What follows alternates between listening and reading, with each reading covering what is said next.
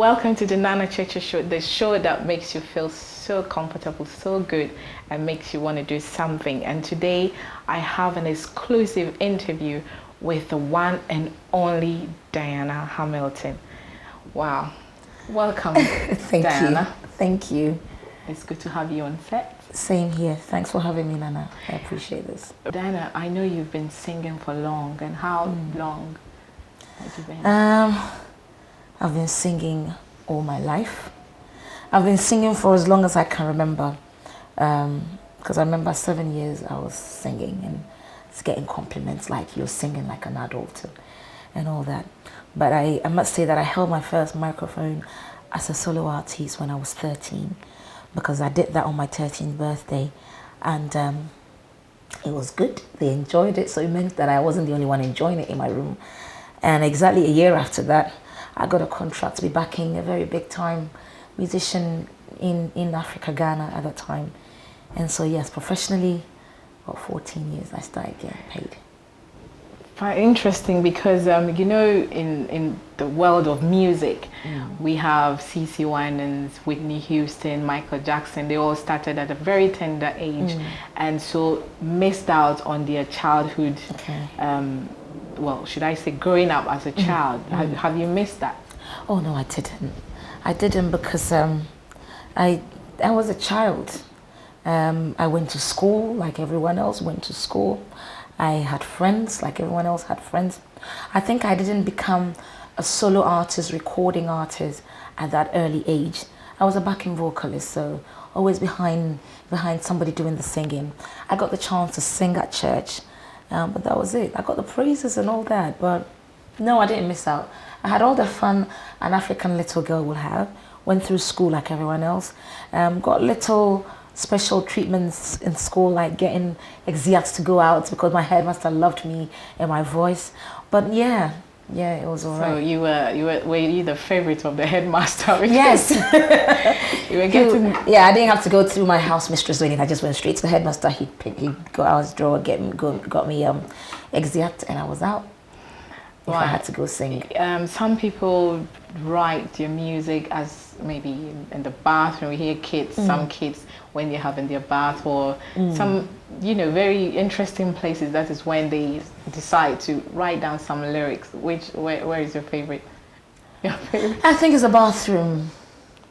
Now that you're saying that, that's the time I get to have some alone time, but before I get my lyrics, God would have given me a word, as in the basis of my song, and then I build upon it. So yes, in the kitchen, in the bathroom, when I'm alone, but more time, prayer time, I get a few things. So yeah, everywhere really. Everywhere really. And why didn't you pursue your music career as a full-time, you know, gospel artist, and branched into nursing? It's good you say that, because that's what everybody thought I should have done. In fact, my junior high school headmaster thought I should have gone straight. You know, in Africa, that's where you start. That's where you define your life. After junior high school, the course you do in senior high school determines what you be in future. And he said to me, "Why don't you do music in school?" And I said, my dad said no. I don't want her to pursue music in school. And it's so funny, because at that time, I had in mind that the music school brought you out to do this opera kind of songs, and you either play the keyboard or you sing, ooh. And I wasn't really into that. So I said, nah, music is not my style to do in school. I just loved what I was doing, singing in church and all that. And my mother also said to me that she wanted me to go to school, learn a profession, get a profession, get paid from the profession, and not depend on music at that early age to feed me. Because she felt that as a Christian, if I depended on music to feed me, I would lose the spirituality of my singing, and hence going to school to do something else. So can I say that going to school and, you know, doing all these subjects, was music one of your best subjects, and were you on top of your class? Funny enough, I was so good at technical drawing. I was so good at doing technical drawing, and because of that, I wanted to do architecture. Interesting. Interesting. I was always first in my class when it came to technical drawing. In high school, we did a little music, but I was actually good in the practicalities of music, the vocal bit. Okay. As of now, my husband has bought me a Phantom X or whatever keyboard at home, and I don't know a single thing on the keyboard. He wants me to learn it, but I always want to do the singing. I think I will sit down and get me a coach, please. I'll definitely get you a coach.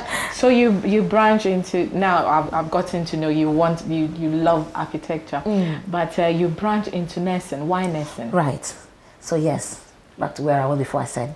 Okay, I did science, and then after school, between school and university, I had the opportunity to, actually before senior high school, I was nursing an aunt of my mum's sister. She was a nurse, and she was dying out of cancer. And at that very early age, I became an improvised nurse, a non-qualified nurse, performing every duty as a nurse, changing her wound, doing her wound dressing. I was giving her injections. She trained me to do that. I got very attached to her, and she died at home out of cancer. And after that, I got so interested in nursing, and I was so glad that the course I had taken to do in secondary school was going to land me into nursing, because I thought she was a nurse. She was a brilliant, brilliant nurse. Her funeral brought people from all over Ghana just to come and see her because she had been good to them. So that's where my interest came in. And she was a woman who supported me with my singing as well. On her sick, dying bed, she made sure I looked good to go out and sing. Well, singing, because you come from a family of eight siblings, and your auntie also supported you. How about your siblings? Because most of the famous families in gospel music are always collaborating with each other and doing albums and, you know, others singing. Which of your parents, first of all, was into singing? My dad. All right. My dad sings beautifully. He's a minister in a Church of Pentecost. And whenever the ministers met, he was your praise and worship leader. So my dad is a very good singer. He loves worship. And he put in us the spirit of worship. He made us understand worship. And it's funny that all 8 of us, my father adopted one more, so we count ourselves as 9. Out of the 9 children, 8 of us loved to, in fact, all 9 of us loved to sing. One of my brothers didn't have the voice to sing, and it's amazing. Even now, he's getting it. He's getting there. He's not missing his keys anymore. But it was me and my little sister who took it a little bit further. Everyone else enjoyed to sing at church, but my little sister also loved to sing so much that I featured her in my second album. And you might not be able to tell the difference. She sings like me. Does she look like you? Young. She looks like me. She acts like me. She dresses like me. She talks like me. Adelaide is like Diana Hamilton. And it's funny that our kids, she just gave birth to her son, who's about 3 months younger than my twins. And his boy and my boy are like twins. All right. They're like twins. They look so much alike. It's amazing. So your auntie passed on, and you just decided to go and do the nursing. And apart from your auntie inspiring you, and you know, taking care of her, what other things? What, you know, made you to do nursing? Yeah. It was first of all my aunt. I think it was more to do with my aunt. And then as time went on, I fell in love with the job. I so much loved the job that and one of the good reasons why I did nursing was, you know, you go in there, you give out your best, and you don't bring any work home. Unlike every other job, that teachers are worse. They bring marking home, and I needed my peace of mind to do my singing because I loved to sing. But as time went on, as I said, I loved the work I did. For instance, I entered into a ward in the morning, and patients are lying in beds all messed up and creased beds and lying in wee and all that, and give myself 2 hours, and I'd have put a smile on every other patient's face. You know, it kind of brings me joy. Do you sing to them? Do you sing to your patient? No, I sing on the ward, I can't help it. I sing when I'm working. And if I'm not singing, I look very miserable. So I love to sing because I get tired when I've done a 12-hour shift. So the singing keeps me going. But we live in England. You have to be careful who you sing to. If the person is not a Christian, you end up finding yourself in trouble. But I hear a patient going, beautiful voice, darling, wonderful voice. Yeah, I know. Just go on.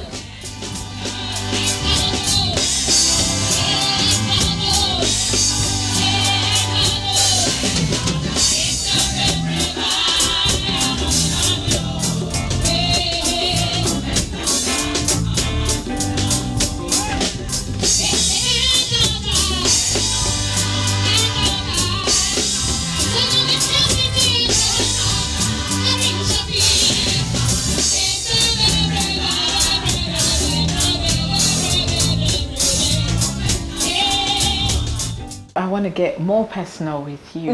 You're a woman that for some time when you got married, I know you were married to this wonderful doctor. It's amazing that nurse and doctor. We'll Do you want to go there? I'll come to that. I'm coming. But after you got married, you were trying for years for baby because of years, of course, but most people get married and then the next thing is the baby should appear or there should be a baby in the marriage, and it wasn't coming. How were you feeling? It was a very difficult time for us, for myself and my husband, more because of pressure from outside, never from my husband, never from my family, never from his family.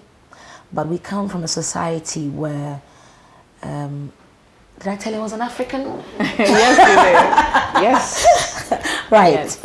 So we come from a society where after marriage, 3 months after marriage, if anybody sees you, they're not looking at your face, they're looking at your tummy.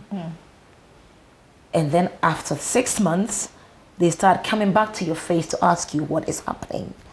So if it goes past a year and it goes past 2 years, the questions would have saturated your life so much that you think that childbirth or the end of the world. And I kind of got to a point like that. But I was blessed for this ministry. I was blessed for my husband, who was very supportive. I was very busy. To have a husband, to be singing almost full time, and to be working full time, I had very little time to sit down and cry. But my most down times are the end of the month when I see blood. Those were my difficult times. And when that came past, I had a husband who would say, love, we've prayed, let it be. If it'll happen, it'll happen. And that carried me through. But you stepped outside and the pressure started coming. And you just said that because you were singing full time and you're working, so you didn't have time to cry.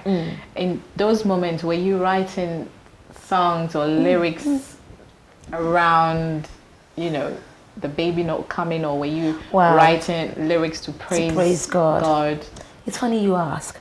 My first album, I had just been married for a year, and actually the first year we didn't want it, so we were kind of planning against it. So I didn't think I had a problem. And it's funny that I sang a song which said the heavens will speak. And 2 years down the line, people thought that I sang that song because I needed the heavens to speak on my behalf. But no, I didn't. I wrote that song for my family, for my sister who was going through some hard times. And herself, she wanted married, she wanted her documents and all that. And I kind of needed God to speak for us. There were other things going on in my family, but I never thought I had a problem. So that song was not mine. And then after that song, I did another album, and I decided I wasn't even going to say that. I was going to prophesy and praise God and say all sorts of good things, not to moan, not to cry.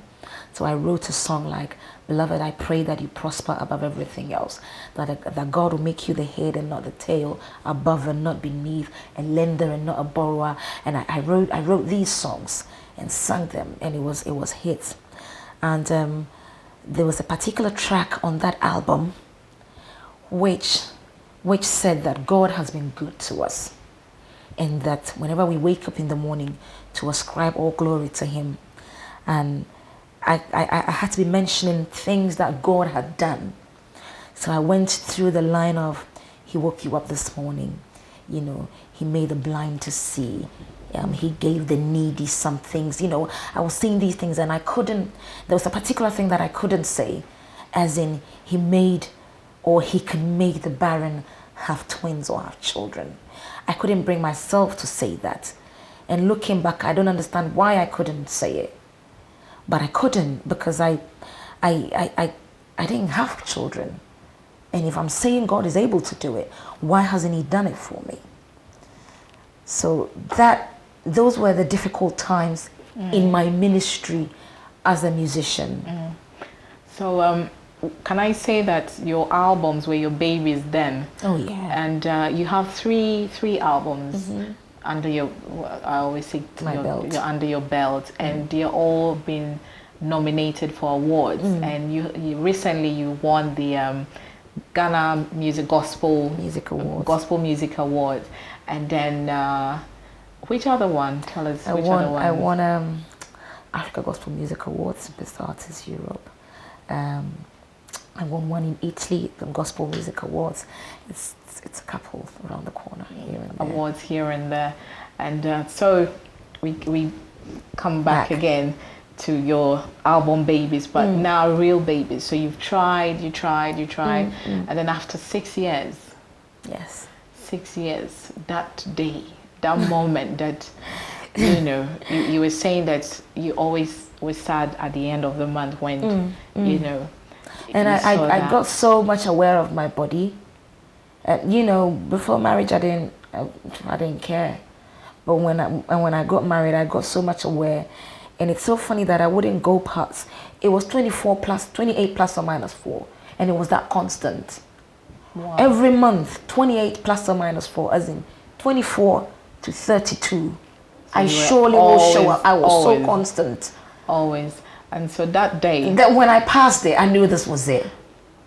This was it. I knew this was it. Did you have your test at home, or you went to the home? At home. Yeah, and it's so funny because my husband dreamt about it.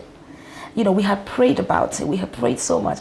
We had gone into an agreement with God on my album. You know, I was telling you about my second album, the fact that I couldn't say that God can give twins. And after I came home, I said to God, I don't want to go through this ordeal anymore. So if I'm going to go back to the studio to sing again, I need you to bless me with the fruit of the womb. And until you do that, I'm not going back to sing. And this was not IVF. This is the miracle of it. I had to tell God that, listen, you had to come through for me, because otherwise I'm not going back to the studio. And so I wrote a song. I said, for you to know that I'm desperate, I want you to come through for me. I sat down and I wrote a song that this is my testimony. I serve a living God. If he can give me twins, he can do it for you. And God did it for me. If he can give Diana twins, a boy and a girl, without IVF, then it means he can do it for you as well. So tell us, what was that moment? I want you to, I know you'd be screaming, but you know. My husband had a dream that I was pregnant. So he got up one morning and it's like, I dreamt you were pregnant. We had gone to the doctor saying you were pregnant. And I had missed my time. So we had a test at home. And I had never in my life tested, because I always had the impression that pregnancies go up, they don't go down. So if you're pregnant, it will come up. And I told you I was very regular, so I never had the chance to test negative or positive. And this particular time I do it. And it says wait 3 minutes, and it was one of them electronic ones. So I tested it and I left it in the bathroom and I came indoors. And to be honest, Nana, this was the longest 3 minutes ever in my life. More than waiting for your exams result. Oh, that on the So then I tested, and then I came back to my room, and I went, and with an electronic one, so it says pregnant.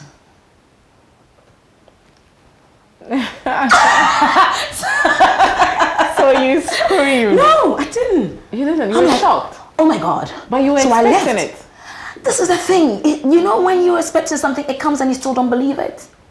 So I left, and we live in a 2-bedroom house, and this is the bathroom. This is one room, and this is my room, and the bathroom, and the stairs. I had that small space. So then I entered the guest room. I come to my room. I go to the bathroom, have a look at it again.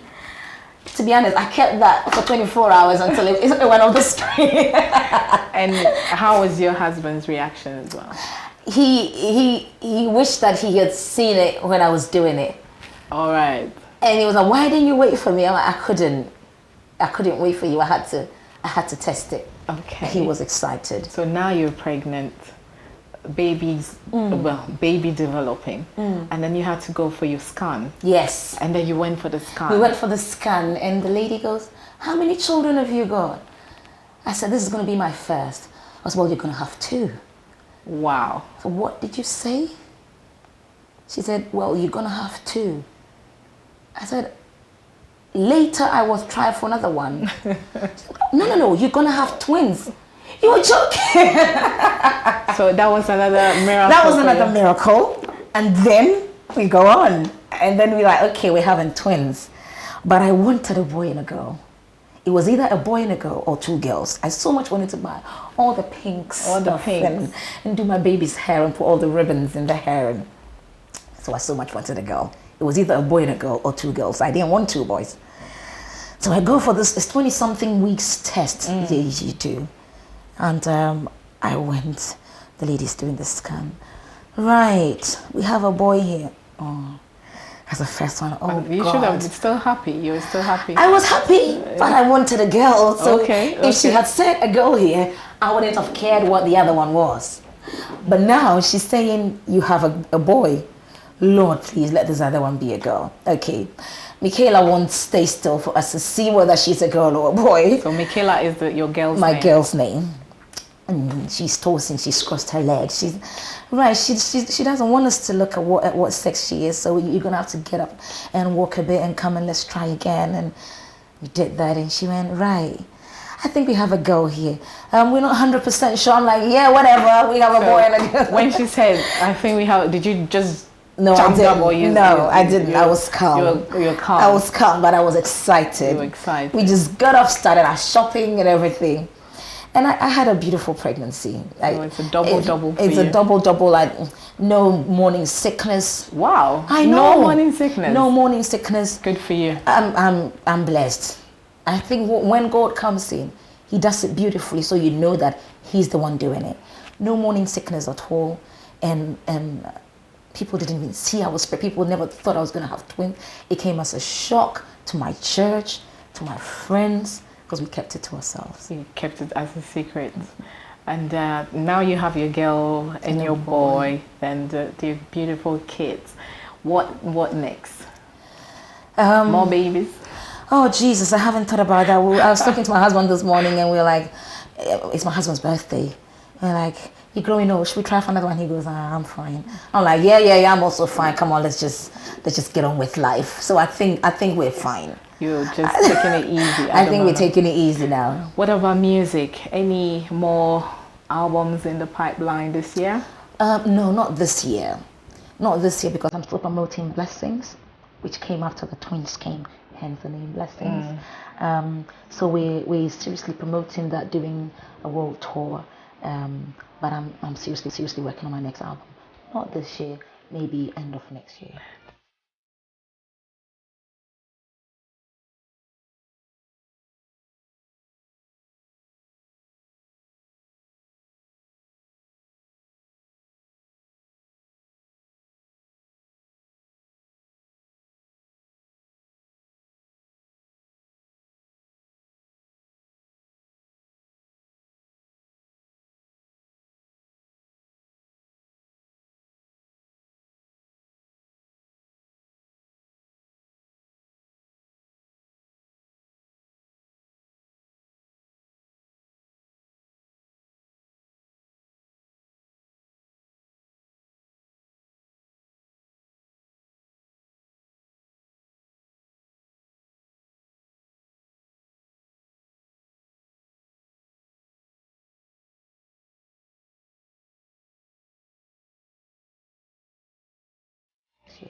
Talking about tour, you're also doing a peace tour in Ghana, and you're an ambassador for a mosquito control program. Would you elaborate on that?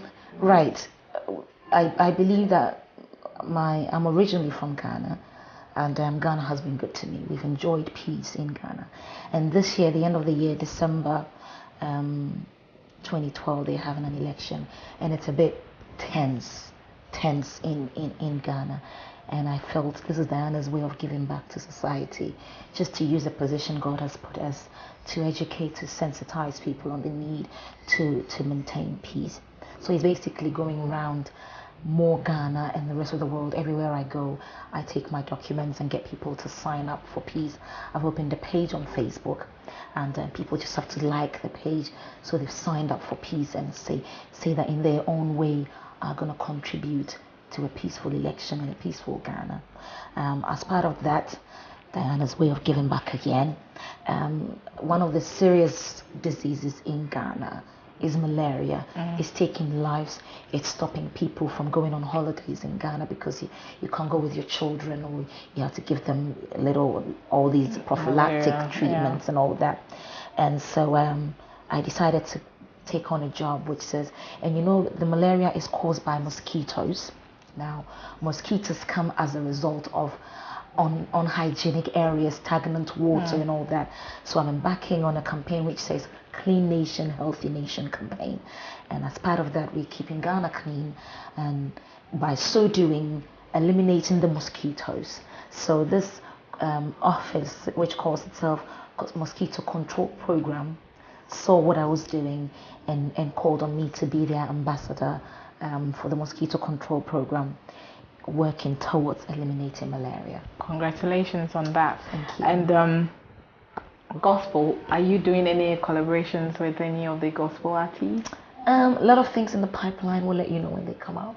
Okay, I'll be waiting for that. And I know there's this one person you will love to meet in the gospel world internationally, and I want you to tell our audience who this person is, because I know I happened to dig and get you. I did get you a CD on that. So, who is this person? As a little child, as a young girl, I loved Sissy Winans. It's so funny. I love Sissy Winans so much. I wrote her a letter. You did? But I didn't post it. Why? You didn't post it? I didn't post it. I'm glad I didn't. I know God has brought me to a point where I know that everything that will work for my good, He brings it my way. And the places I force myself to go don't usually work. So I'm waiting for her to come my way, and she will. Wow. It's been a pleasure. But before you go, you're a mom, you're a wife, a gospel artist, an ambassador.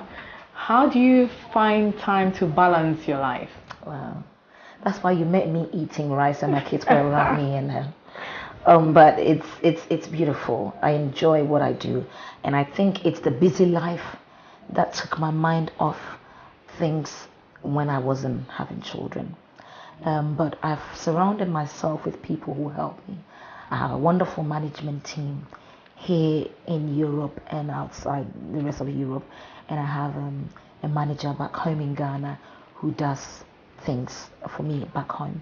I have a wonderful, wonderful, wonderful husband that God sent me from nowhere, and he's doing great. He babysits when he has to, he prays when he has to, he does the documents when he has to, he looks out for songs, he criticizes me. I have a family that are on the watch, on the lookout for things that I do. They are my greatest critics, they are my greatest fans, and they are always on Facebook, tweeting, looking out on YouTube, seeing what I've done, what I wore which wasn't good, which should be repeated, the song I did which was good, which should be sang. I have a supportive family. Wow, talking about looking good, you look good. And I'm trying to learn from you, isn't it? Thank you so much, Diana Hamilton, for taking time out to come on the Nana Cheche Show. Thank you, and best to all that you do. Thank you ever so much. I appreciate this. Thanks you. Wow, it's been wonderful having Diana Hamilton on our show, the Nana Cheche Show. This is a show, as I said, it's going to inspire you. If Diana has done it, you can also do it. Bring out that voice or that talent that God has blessed you with, and I tell you, you will be a great person in the world or in your community. Thank you for watching.